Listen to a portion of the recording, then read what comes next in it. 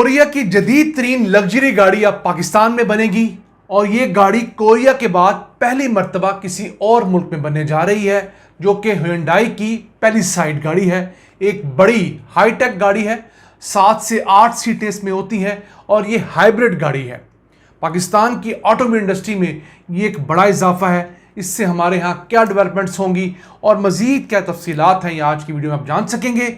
इसके साथ साथ आज की दूसरी खबर, सिंध हुकूमत ने सूबे के अंदर आग के वाक़यात पर काबू पाने के लिए 33 अरब 70 करोड़ रुपए का एक प्लान मंजूर किया है, जिसके तहत जहां एक तरफ 100 से ज़्यादा आग बुझाने वाले फायर टेंडर, फायर ट्रक्स खरीदे जाएंगे, वहीं पर ड्रोन्स खरीदे जाएंगे, वाटर बाउजर खरीदे जाएंगे। ये तमाम तफसीलात आप प्रोग्राम के दूसरे हिस्से में जान सकेंगे। अस्सलाम वालेकुम व्यूअर्स, विच पाकिस्तान का नया एपिसोड लिए मैं हूं आपका मेज़बान अब्दुर्रहमान। साउथ कोरिया की जदीद तरीन लग्जरी गाड़ी अब पाकिस्तान में बनेगी और ये निशाद मोटर्स बनाएगी और गाड़ी होगी Hyundai की पैलिसाइड। पहले ये गाड़ी बनी बनाई पाकिस्तान में इंपोर्ट होती हैं, अब ये यहाँ पर बनेगी। इसका मतलब ये है कि यहाँ पर एडवांस मैन्युफैक्चरिंग मुमकिन हुई है, क्वालिटी एश्योरेंस है, टेक्नोलॉजिकली एक्सीलेंस जो है यहाँ पर हो रही है। इसके 2 वेरिएंट्स लॉन्च किए गए हैं। अब ये गाड़ी 7 से 8 सीटर है, 2.5 लीटर टर्बो इंजन है इसका और ये हाइब्रिड गाड़ी है, जिसके अंदर पेट्रोल के साथ साथ बैटरी भी चार्ज होगी और ये 329 हॉर्स पावर की गाड़ी है और 1 लीटर में ये 14 से 15 किलोमीटर की मुसाफत करती है। इसी रेंज की जो आम पेट्रोल डीजल गाड़ी हैं वो 1 लीटर में 7 से 9 किलोमीटर की मैक्सिमम जो है वो ट्रैवलिंग की एवरेज देती है, तो 35% तक इसकी एवरेज ज़्यादा है।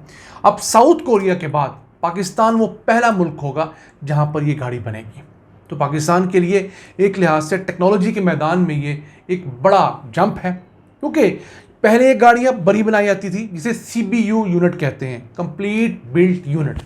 अब ये यहाँ पर बनेगी, इनके स्पेयर पार्ट्स वहाँ से आएंगे, कुछ पाकिस्तान से बना के डाले जाएंगे, तो ये कंप्लीट नॉकडाउन यूनिट होगा। अब हमारे बहुत सारे नाज़रीन ये एतराज़ करेंगे कि ये गाड़ियाँ संभल हो रही हैं, तो हम आपको उसका जवाब हर दफ़ा की तरह वही देंगे जनाब, कि हम लोगों ने पिछले 30-40 साल ज़ाया किया है। अब आहिस्ता आहिस्ता पाकिस्तान में लोकलाइजेशन होना शुरू हुई है। मैं इस सिलसिले में आपको मिसाल दूंगा किया की। अब किया कंपनी, वो भी एक कोरियन कंपनी है, उसकी गाड़ियों के बहुत सारे इब्तदाई स्पेयर पार्ट्स पाकिस्तान में बन रहे हैं। कुछ 10 से 12% तक स्पेयर पार्ट्स अब यहाँ बनना शुरू हुए हैं। मिसाल के तौर पर उसकी गाड़ी के जो बम्पर्स होते हैं, ग्रिल्स होती हैं, जो ट्रिम्स होती हैं, प्लास्टिक का जो सामान इसके अंदर लगता है, उसके बाद सीट्स के फोम से लेकर सीट्स की स्टिचिंग तक। फिर यही नहीं, जो वायरिंग हार्नेस होता है, अंदर जो इलेक्ट्रिकल का सारी वायरिंग का निज़ाम होता है वो पाकिस्तान में बनता है। उसके बाद एयर कंडीशनिंग का निज़ाम पाकिस्तान में बन रहा है, LEDs पाकिस्तान में बन रही है, उसका इंफोटेनमेंट का सिस्टम पाकिस्तान में बन रहा है। ना सिर्फ किया के लिए बना रही है ये कंपनी, अब किया दूसरी कंपनियों को बना के दे रही है। तो हम लोगों ने पहले 30-40 साल बहुत ज़ाया कि मैं आपसे एग्री करता हूँ। अब गुज़िश्ता 8-10 सालों से हमने जो ये ऑटोमोबाइल पॉलिसीज़ लॉन्च की गई हैं, इन ऑटोमोबाइल पॉलिसीज़ का फ़ायदा ये हो रहा है कि अब ये कंपनियां मजबूर हैं कि ज़्यादा से ज़्यादा स्पेयर पार्ट्स पाकिस्तान में बनाएं। अब इसी तरह हम आपको बता चुके हैं कि जो मोबाइल फ़ोन बनाने वाली कंपनी है, ये भी 10 से 12% स्पेयर पार्ट्स पाकिस्तान में बनाती हैं। पहले 100% मोबाइल फ़ोन पाकिस्तान के अंदर इम्पोर्ट किया जाता था, तो आहिस्ता आहिस्ता हम कदम बढ़ा रहे हैं। और जैसे हमारे माशी हालात हैं, जैसे मुल्क में इन्वेस्टमेंट ना होने के बराबर है, तो ये छोटे छोटे स्टेप्स ही हमें सेलिब्रेट करने पड़ेंगे। फिलहाल हम कोई नॉर्मल कंट्री नहीं है। हाँ जी, हम वो मुल्क नहीं है जहाँ पर हुकूमतें प्रॉपर ईमानदाराना इलेक्शंस के बाद आती हैं, पूरे 5 साल पूरे करती हैं, उसके बाद अवाम उन्हें चूज़ करते हैं या रिजेक्ट करते हैं। यहाँ पर इस्टेब्लिशमेंट सब कुछ कर रही है, तो इन हालात में आपकी जो ग्रोथ है ऑब्वियसली वो 10 गुना कम हो जाती है। अब तक पाकिस्तान के ऑटोमोबाइल इंडस्ट्री के अंदर 12 के करीब असेंबली के मुख्तलिफ प्लांट्स हैं, जिनमें 25,000 से ज़्यादा नौकरियां पैदा हुई हैं। तो क्या उनको बंद कर दें? वो सारे असेंबली कर रहे हैं। हमें उनको इम्प्रूव करना है कि वो 25,000 से 50,000 जॉब्स की तरफ जाएं।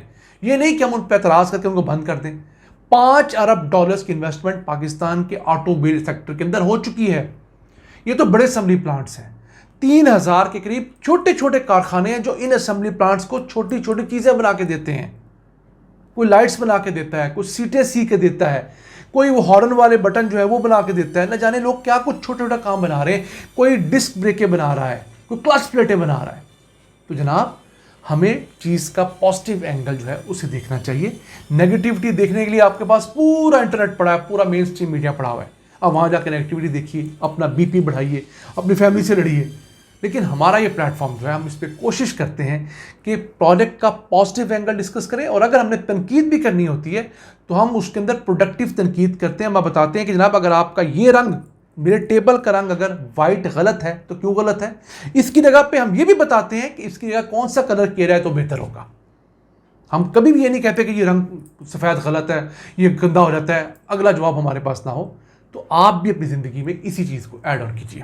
आइए चलते हैं आज की दूसरी अहम खबर की तरफ। सिंध हुकूमत ने सूबे के अंदर बढ़ते हुए आग के वाक़यात को कंट्रोल करने के लिए फायर रिस्पॉन्स अपग्रेड प्रोग्राम मंजूर किया, जो कि 33 अरब 70 करोड़ रुपए का है। ये 3 साल मंसूबा है, जिसके तहत 100 नए फायर टेंडर्स, फायर ट्रक्स खरीदे जाएंगे जो कि आग बुझाने के काम आते हैं, जिनके अंदर स्नॉर्कल्स भी लगी होंगी। फिर 35 वाटर बाउजर्स खरीदे जाएंगे जो कि पानी मुहैया करेंगे इन्हीं फायर ट्रक्स को। इसके साथ साथ 50 के करीब 4x4 जो व्हीकल्स खरीदी जाएंगी। फिर 20 ड्रोन्स खरीदे जाएंगे, जिनमें से 8 ड्रोन्स ऐसे होंगे जो कि आग बुझा सकते होंगे। जो लोग इस चीज़ को नहीं जानते उनको बताते चलें कि अब ऐसे ड्रोन्स भी आ गए हैं जिनके साथ एक बड़ा सा पाइप लगा होता है। वो ड्रोन उड़ता है, जितने आपने फ्लोर्स तक ऊपर लेके जाना है उसको ले जाते हैं, और नीचे से उसको पानी पंप करते हैं, तो वो ड्रोन उस फ्लोर के ऊपर पानी फेंकना शुरू करता है। यानी कि लोगों को ऊपर जाने की जरूरत नहीं। 12वें, 15वें, 20वें फ्लोर पे भी आग लगी है तो वो ड्रोन उस ऊंचाई पर उड़ रहा होता है और वहां से वो पानी जो है उस जगह पर छिड़कता है। तो एक अच्छा इजाफा है कि ड्रोन्स के जरिए ये सारे काम किए जाएंगे, जबकि बाकी जो 12 ड्रोन्स हैं वो रूटीन की जो है सर्विलेंस के लिए इस्तेमाल होंगे। फिर early warning public alert system भी लगाया जाएगा। तो ये अच्छा है कि सिंध हुकूमत बहुत ताख़ीर से जागी है। सैकड़ों लोगों की अमवात हुई हैं, लेकिन चले देर आयद दुरुस्त आयद। अब इसके अंदर इमरान खान दौर के खरीदे गए 52 जो फायर टेंडर्स हैं वो भी ऐड हो जाएंगे। तो कुल मिला के कोई 150 के करीब इस किस्म के ट्रक्स मौजूद होंगे सूबा सिंध के अंदर, जो जदीद तरीन होंगे। इमरान खान दौर के जो ट्रक्स हैं वो 2020 में लिए गए थे, अब ये 100 खरीदे जाएंगे, तो 152 एक अच्छी तादाद है। इससे पहले हालात ये थे 2020 से पहले कि सूबा सिंध के अंदर कराची जैसा आम शहर, उसमें सिर्फ 44 फायर ब्रिगेड्स के ट्रक्स थे, उनमें से सिर्फ 14 चलने के काबिल थे, 30 ख़राब थे।